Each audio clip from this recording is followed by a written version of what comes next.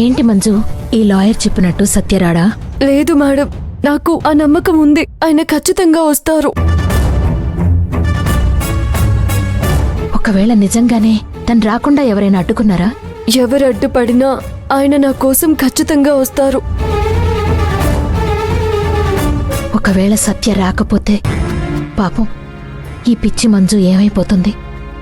భర్త మీద అంత నమ్మకం పెట్టుకుంది.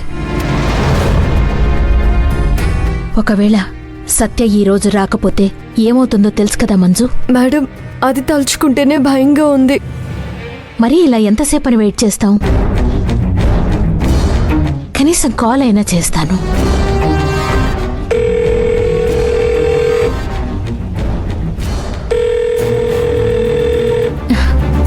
కాల్ లిఫ్ట్ చేయడం లేదేంటి?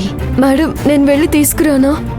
వద్దు మంజు, నువ్వెళ్ళి తీసుకొస్తే మళ్ళీ ఆ మణమ్మ నా కొడుకుని కోర్టుకి బలవంతంగా తీసుకొచ్చారు అని జడ్జి గారికి చెప్పినా చెప్తుంది.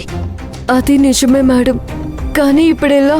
ఫోన్ చేస్తేనేమో లిఫ్ట్ చేయడం లేదు. ఒకవైపు కోర్టుకి టైం అవుతుంది.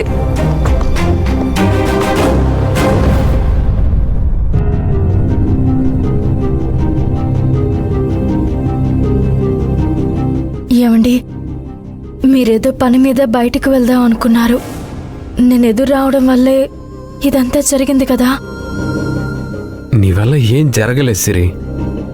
అలా అని నిన్ను నువ్వు నిందించుకోకు. నేనన్నది నిజమేనండి.